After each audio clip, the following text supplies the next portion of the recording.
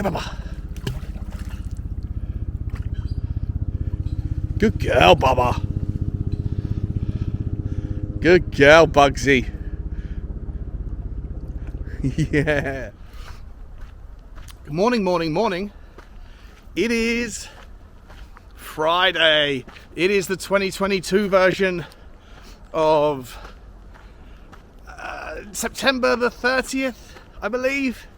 You're back here with me, Sean Butler, and my co-pilot, Bugsy Malone, as we bring to you episode 56 of Tottenham Walks. How's everybody doing? Are you excited? Are you nervous?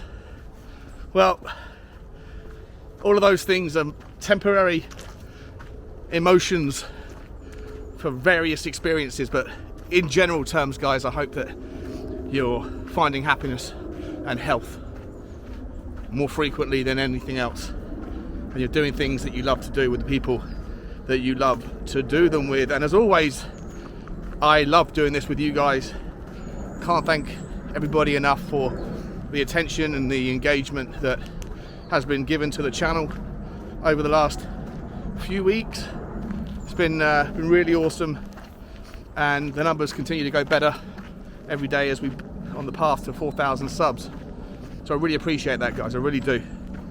If you are able to, I'd love it if you could smash the like button, the subscribe button, and that notification bell, as we're trying to please the algorithm, that very difficult temptress, the YouTube algorithm. Ladies and gentlemen, let's get on with the show. 343, 352, 541, Decky in, Decky out, Hugo, Richie. Where do we go with it? Where do we go with it, guys? Look, Conte's press conference gave very little away, deliberately. He was, fairly quiet on any tactical decisions, any injury decisions. He said it was because he didn't want to give any advantage to Mikel Arteta, and I can understand that. We spoke about the indirect benefits of unpredictability on this channel a few days ago, maybe a week ago, and I think that the less information that other managers and coaches have is always a good thing. It limits the amount of time that any manager can spend rehearsing or drilling or practicing for a specific set of outputs from the opposition, and them knowing that Decky is or isn't fit, or that we're going to move to a 3-4-3 or a 3-5-2, obviously aids them in their preparations, and we don't want that. To be honest though, I would imagine that if he was fully fit, you would say he's fully fit, and the fact that you're saying you don't want to give information away, I think possibly gives information away anyway. The poker player that I am, looking for tells all the time. Could be completely wrong, but I would be surprised if you see him start the game tomorrow, or if he does start, you probably won't see him finish it. But I wouldn't be surprised to see him on the bench. Most of the season we've had players on the bench that haven't been used because they're not fully fit. Skip, Doherty, for example, being examples of those. Now, what did Tottenham do? How did Tottenham find the best pathway? Let's make the presumption that Decky isn't fully fit, that his hamstring injury that he picked up a few days ago is going to, for the most part, rule him out, and maybe we'll see him if needs must. Bugsy, you gone in for a swim? I'll wait here for a minute then while she's going for a paddle. Then I think it makes the options a little bit easier around whether you go from a 3-4-3 or to a 3-5-2. I'm going to start by saying I actually think that we need to see both formations implemented in the game, and the options are whether you start in a more aggressive manner in the 3-4-3, and then if you get a goal up or you have something to protect in the game, then you pivot to a 3-5-2, kind of similar to what we did against Leicester. But for me, I feel like, sorry, the other option would be to start with something to protect, which is your 0-0, and try and get through the game until half time or 60 minutes, where you're in an ideal situation, you've taken the lead, but in a worst case scenario, you're still in the game, maybe as a drawing scoreline, or even if it's 1 goal deficit. If you go 2 goals down against Arsenal away at their place, I don't think we come back from that. So for me, I think the more attention given to the 3-5-2 makes more sense, because it makes us more solid, right? And we know that our record against Arsenal at the Emirates is pretty woeful, and and their record at our place is pretty woeful as well. But for me, I think what's most important is to come away with the game undefeated. I don't care if it's a draw. I'd take a draw right now. I think most realistic and reasonable Spurs fans probably would as well. And so when you factor that in, starting the game with a 3-5-2, and we'll go through what that 11 looks like in my eyes at least in a second. But if you start the game with 3-4-3, I think you could be opened up pretty easily in the first half, especially because in the first half of games this season is when Tottenham has been at their slowest, their sleepiest, their least coherent, and the second half is when we tend to come into a bit more consistency and fluid form. So for all of the reasons I've just mentioned, plus the fact that Thomas Partey increasingly looks like he will be fit and available, and he for them is such an important player in their midfield, that it's a bit of a dampener of enthusiasm to know that he's fit and that he'll probably play from the start.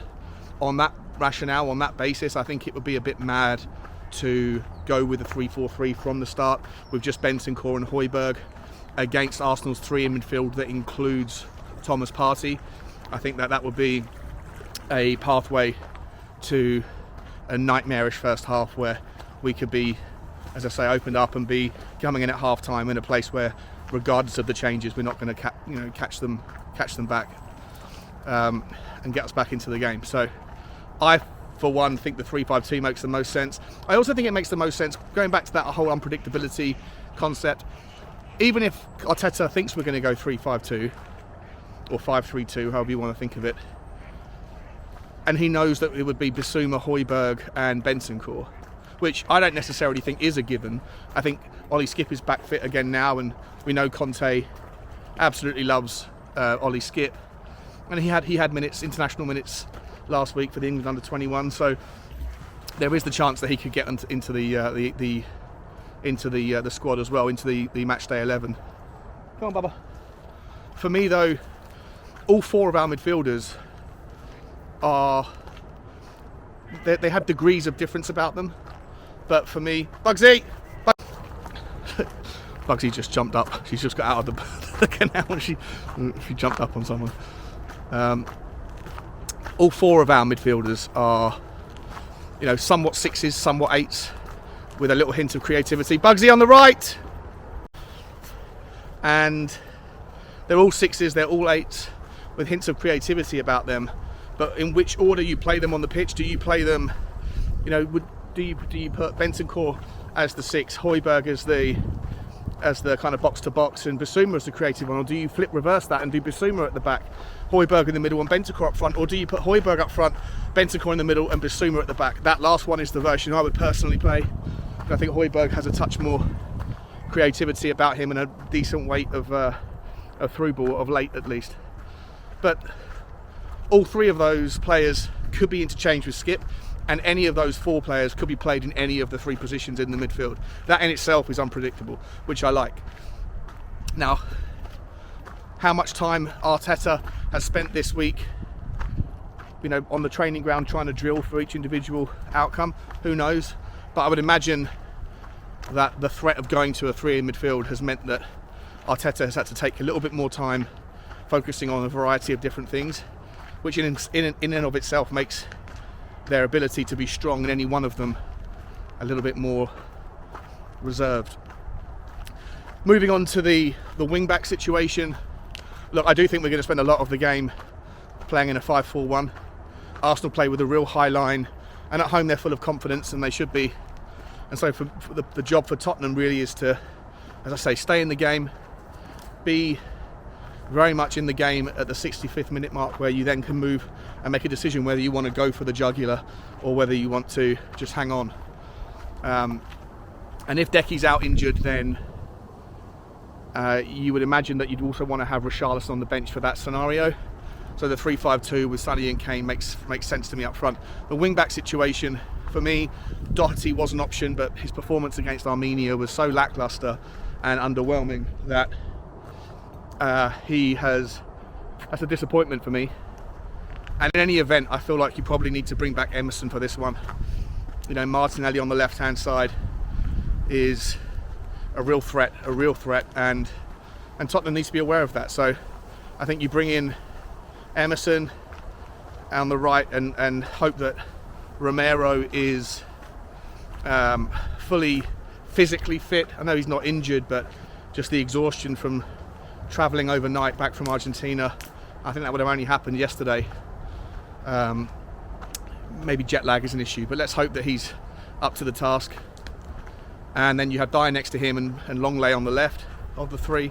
And then the decision around the left wing back, well, you could be forgiven for thinking that if you're going for three defensively minded midfielders in the middle, then the back three have got enough protection, and so you need an outlet like a Perisic.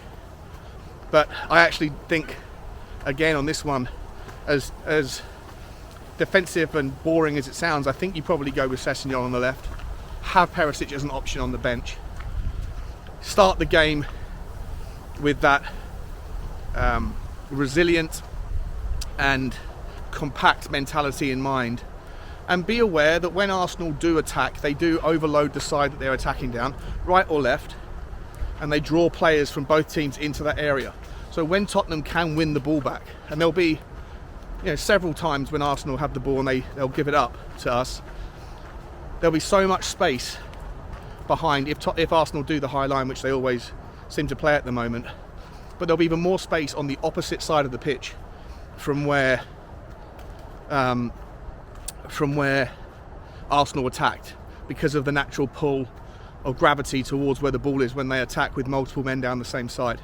So for me, I'd like to see Harry Kane a little bit more shallow for the flick-ons, and Sonny, rather than sitting on the left, I'd like to see him sit central and be able to charge into the channels, left or right, whichever way the ball is distributed, depending on which side Arsenal attacked. So if Arsenal attacking with Saka down the right-hand side, for example, and they give the ball up, then Sessegnon or Longley needs to be aware that there's probably more space on our right-hand side in the corner, and then smash it over the top and see if Sonny can outpace Saliba or the other defenders. Also, if they take the ball down the left and with Martinelli, and Emerson recovers the ball, can Romero push the ball down the left-hand side and see if Sonny can take on again Saliba or Ben White if he's playing down the left, or Tomiyasu, depending on who they pick. I think that's the way that Tottenham can get something out of the game in the first half.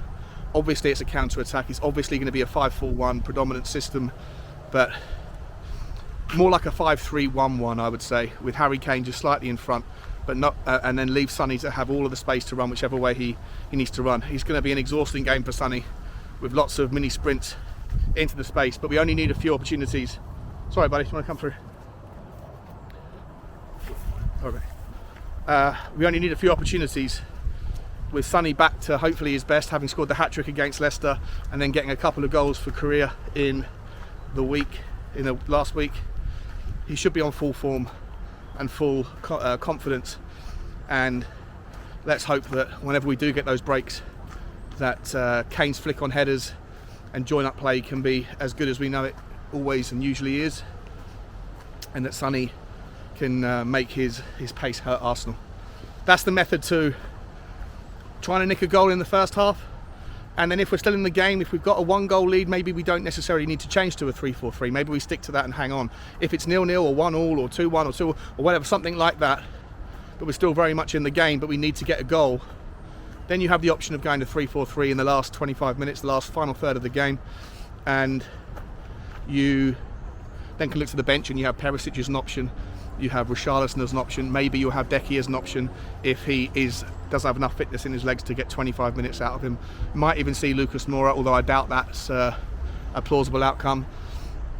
And you might have Ollie, whoever the fourth person in the midfield is, can come in and freshen things up in that regard. So we do have options. We do have a methodology to get something out of the game. But for me, guys, the key in this match is to still be in the game at half-time, to still be in the game and hopefully in a healthy position by the 65th minute mark, when you can then pivot to another formation if Conte decides that's necessary, to go for the jugular or to get the goal back that's necessary for either the point or the 3 points, depending on the situation at the time.